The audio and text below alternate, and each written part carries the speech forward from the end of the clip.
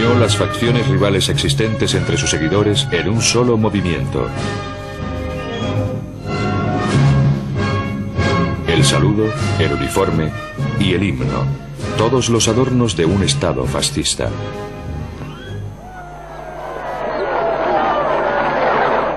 El caudillo se rodeó entonces de todo el boato del poder, incluyendo una guardia de honor formada por tropas moras. Pero aún así, todavía no gobernaba España. Constitucionalmente era un traidor contra la República que aún ofrecía una fiera resistencia. A pesar de las apariencias, la situación de Franco no era tan sólida como parecía. Para ganar la guerra necesitaba más armas, más hombres, y de nuevo se volvió hacia Hitler y Mussolini, asegurándoles que esta también era su cruzada.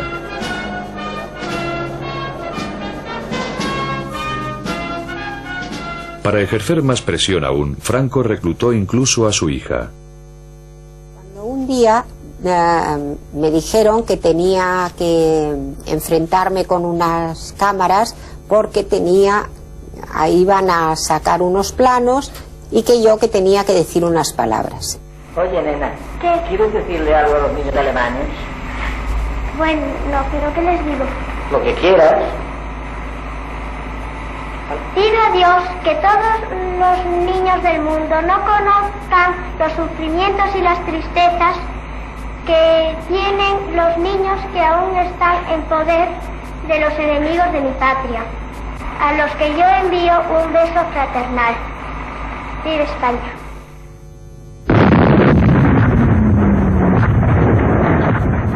En su cruzada por limpiar profundamente España, el generalísimo decidió aniquilar al enemigo no rápidamente, sino por agotamiento.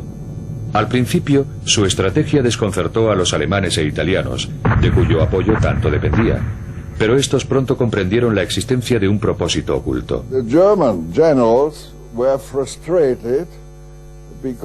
Los generales alemanes se sentían frustrados porque, desde su punto de vista, Franco avanzaba con demasiada lentitud y demasiada precaución, sin correr ningún riesgo, y sospecharon que lo hacía para consolidar su propia situación política. Opinaban que se habría podido ganar la guerra fácilmente un año antes si hubiera puesto en práctica normas estratégicas corrientes. Al prolongar la guerra para garantizar la sumisión absoluta de toda España, Franco hizo que su nación pagara un alto precio. Tras 33 meses de incesante conflicto, el país estaba arrasado. Las bajas se contaban por cientos de miles. Gran número de personas habían perdido su hogar y desfallecían de hambre. Miles huyeron al exilio. Una nación dividida había sido rota en pedazos. En la primavera de 1939, el tímido muchacho que apenas podía sostener un rifle tenía un pueblo a sus pies. Ahora por fin uniría a España en el temor de Dios y devolvería su antiguo esplendor al imperio en decadencia.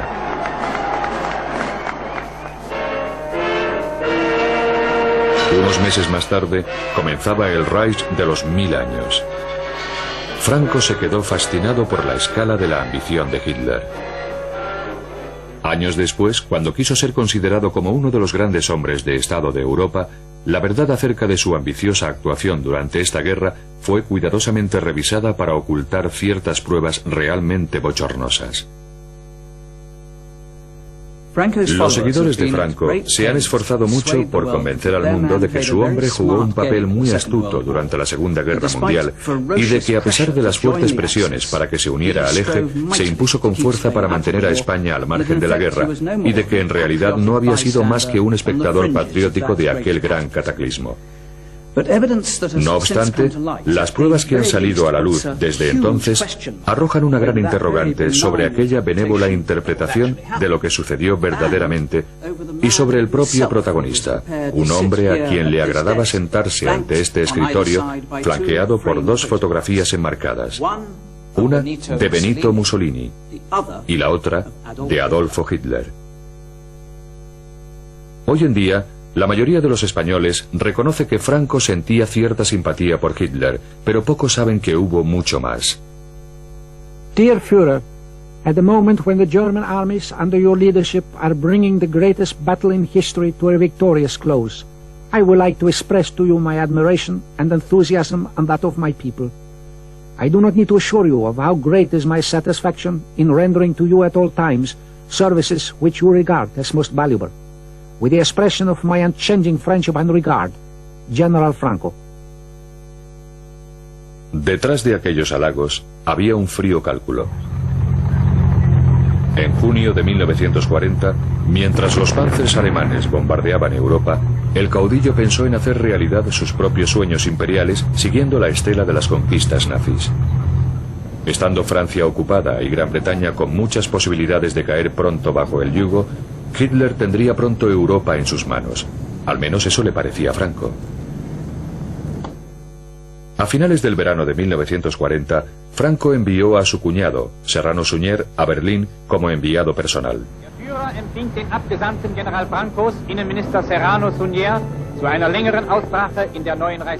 A Serrano se le encomendó que informase a sus anfitriones de que España entraría en guerra en el bando alemán a cambio de ayuda y armas y un buen trozo de África del Norte en donde volver a instaurar el imperio español.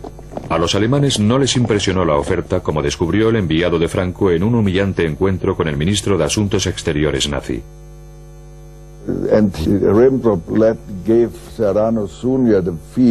Ribbentrop dio a entender a Serrano Suñer que, al fin y al cabo, ellos no eran más que un pelele de los alemanes. A Hitler no le interesaba demasiado lo que España necesitaba para tomar parte en la guerra. Franco había sobrevalorado sus cartas, pero no se rindió y conminó a su cuñado para que perseverara, diciéndole que aquel desprecio era obra de los subordinados de Hitler y no del propio Führer.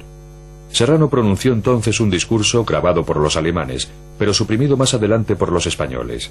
Este documento ha sido descubierto recientemente.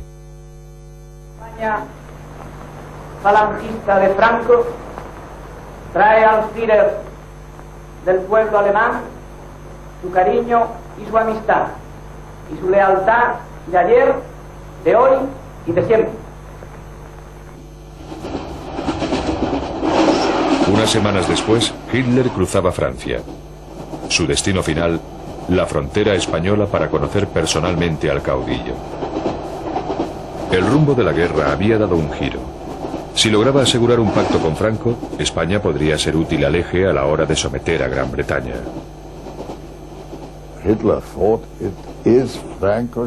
Hitler pensó que Franco tenía el deber de entrar en el bando alemán, como agradecimiento por todo lo que Alemania había hecho por España y por Franco en concreto.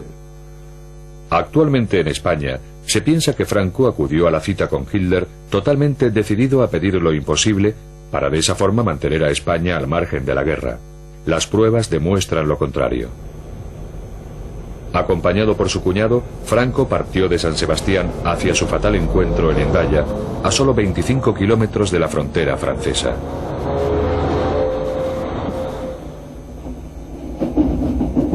Después del largo viaje a través de Europa, el tren de Hitler llegó a Hendaya bastante antes de la hora concertada para la reunión, las 3 de la tarde.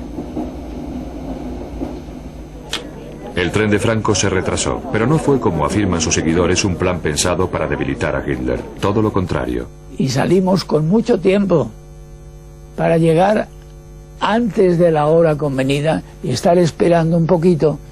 Y Franco tenía, es comprensible, el prurito de decir, en punto. El servicio ferroviario español era malísimo, estaba destrozado después de la guerra interna. Y llegamos a Hendaya con 5 minutos de retraso. Franco iba nervioso y los 5 minutos de retraso le produjeron un gran disgusto.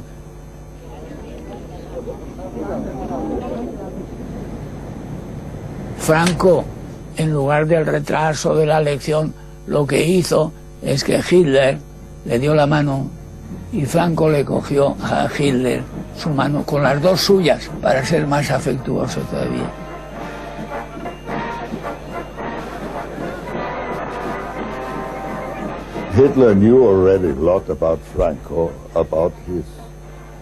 Hitler sabía entonces mucho sobre Franco, sobre sus métodos, sus tácticas. Él, que era un hombre astuto, con la malicia propia de un campesino, conseguiría durante la conversación en Hendaya persuadir a Franco de que entrara como aliado en el bando alemán. Los dos líderes se reunieron en el vagón de Hitler. Solo se conservan fragmentos de los documentos oficiales en los que se registró la conversación, pero el único superviviente de la reunión insiste en que Franco estaba decidido a conducir a España hacia los estragos de la Segunda Guerra Mundial siempre que se le asegurara a cambio su preciado imperio. Hitler, que era quien era, dice, después de tantas palabras bonitas, dice: ahora vamos a lo nuestro, a nuestros asuntos. Y hizo Hitler un discurso triunfalista, que la guerra está ganada, que es cosa de muy poco tiempo.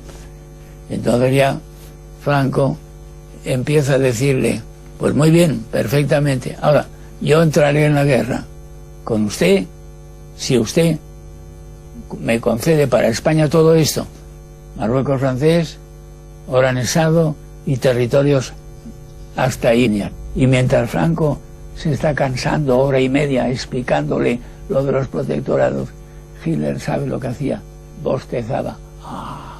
Esto último momento, bostezaba. El final es que estaban los dos indignados. Franco porque no le da lo que creía que le iba a dar seguro. Pues Franco, que pensaba venir aquí diciendo: os traigo un imperio, pues no traía nada. Después de una agotadora sesión, la reunión se levantó.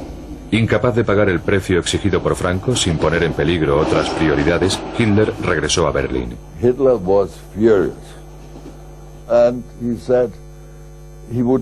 Hitler estaba furioso y dijo que preferiría que le arrancaran 4 dientes a mantener otra conversación parecida con Franco.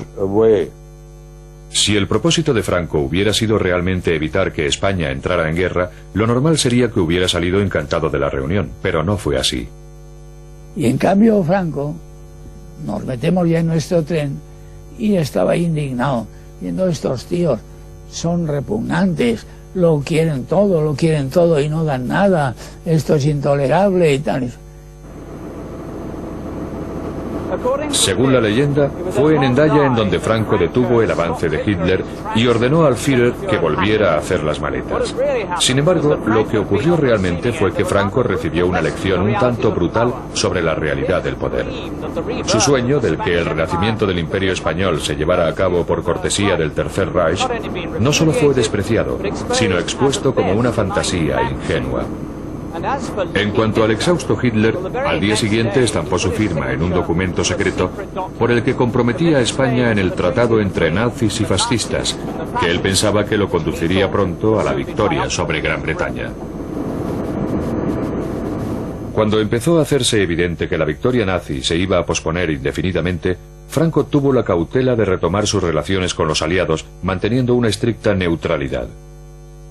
No obstante, en 1941 fue enviado el primer contingente de 47.000 hombres para combatir junto al ejército alemán en el frente ruso, en donde, según palabras del propio Franco, la sangre de nuestra juventud se mezclará con la del eje. La División Azul, así como materias primas vitales, la utilización de bases de submarinos y centros de espionaje, simbolizaron un compromiso con Alemania del que solo se obtendría una amarga recompensa.